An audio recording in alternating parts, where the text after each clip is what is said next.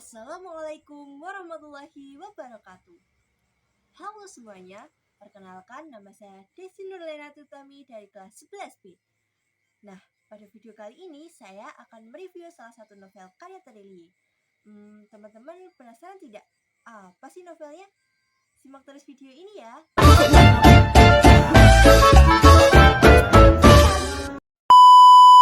Kali ini saya akan mereview novel dengan judul Pukat atau Si Anak Pintar. Novel Pukat ini merupakan novel karya Terelie yang diterbitkan oleh penerbit Republika di tahun 2010 di kota Jakarta Selatan. Novel Pukat ini memiliki tebal halaman kurang lebih 344 halaman. Novel Pukat merupakan bagian dari novel serial Anak-anak Mama yang terdiri dari Eliana, Pukat, Brilian, dan si bungsu Amelia. Pukat sendiri merupakan anak kedua sekaligus anak terpintar sehingga mendapat julukan si anak pintar. Pukat digambarkan sebagai anak kecil pada umumnya dengan kesenangan di pedesaan. Namun, dia adalah anak yang paling pintar. Banyak sekali cerita yang menggambarkan kepintaran Pukat. Salah satunya adalah ketika dia menemukan penjahat di kereta api dengan serbuk kopi. Sangat cerdas, bukan? Novel ini mengangkat tema mengenai kesederhanaan dalam hidup, persahabatan, dan juga arti sebuah kejujuran. Salah satu contohnya yaitu ketika Pukat harus mengambil sendiri pulpen yang dibelinya dan meninggalkan uangnya pada kaleng yang telah disediakan dalam warung. Mungkin jika saya tidak terlalu berlebihan, hampir di setiap halaman novel ini mengandung pelajaran yang bisa diambil. Mulai dari cara mendidik anak yang sangat bijak, kejujuran, cinta seorang mama, buruknya bergunjing, sampai bahasa asing dan teka-teki pun ada. Menurut saya, pelajaran tentang menghormati orang tua lah yang terbaik. Mengetahui cintanya kepada anaknya dan apa saja yang orang tua lakukan demi anak-anaknya. Saya pribadi membaca buku ini baru pertama kali dan ceritanya mampu membuat saya tertawa dengan kisah Pukat. Membaca buku Pukat ini juga ada saat-saat yang harukan. Pada bab seberapa besar cinta mama di halaman 181, selalu saja ceritanya menyisakan dada. Namun memberikan makna tentang betapa besar dan luasnya kasih sayang mama terhadap anaknya. Ada juga bagian tentang pelajaran menghargai sebutir nasi yang mengharuskan Pukat dan Brilian membantu bapak membuka lahan baru dan membantu mama mengurus padi di lahan baru yang mengharukan sekaligus pelajaran yang sangat berarti untuk kehidupan mereka. Novel ini diawali dengan kisah Pukat saat naik kereta ke kota bersama adiknya Brilian dan bapak untuk bertemu dengan Ko Acat.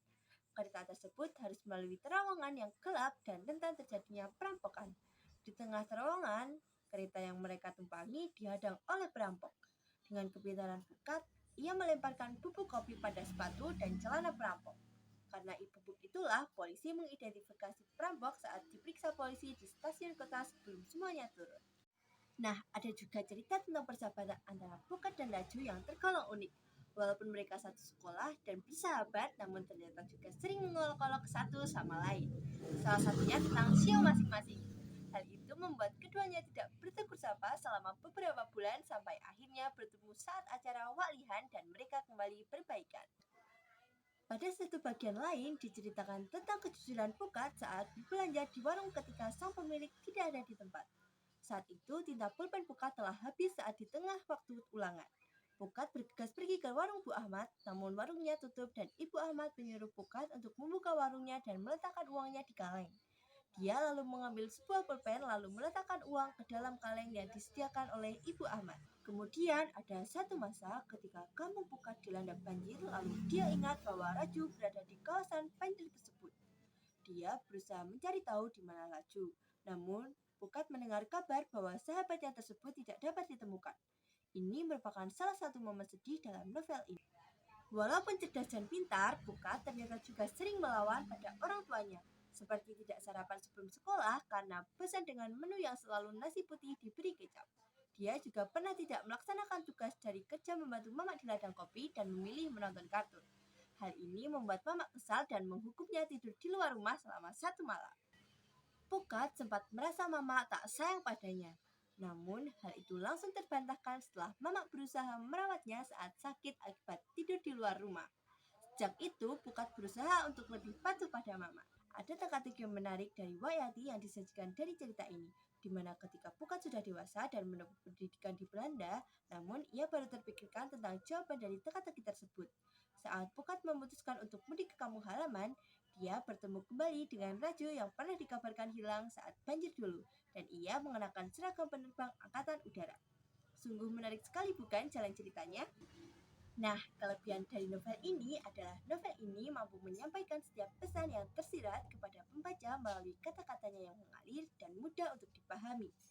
Tidak hanya itu, pembaca pun bisa merasa sedih atau bahkan tertawa sendiri ketika membaca novel ini karena penulis menceritakan secara detail setiap kegiatan yang ada dan hal ini mempermudah pembaca dalam berimajinasi.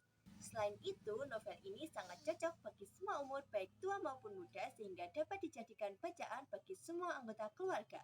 Pesan moral yang disampaikan penulis mengenai persahabatan, kejujuran, dan kesederhanaan bisa dijadikan contoh di dalam kehidupan nyata pembaca. Semangat dan ketekunan tokoh Pukat yang berjuang agar dapat meraih mimpinya walaupun ia berasal dari keluarga sederhana patut dicontoh oleh generasi muda lainnya untuk meraih cita-citanya. Lalu, kekurangan dari novel ini adalah novel ini menggunakan beberapa kata dalam bahasa Belanda yang tidak disertai dengan terjemahannya. Walaupun jumlah kata-kata tersebut terbilang sedikit, tetapi hal ini dapat mengganggu pembaca untuk mengerti rangkaian cerita. Secara keseluruhan, novel ini sangat menarik, apalagi kisah ini dipaparkan dengan sangat baik oleh penulis.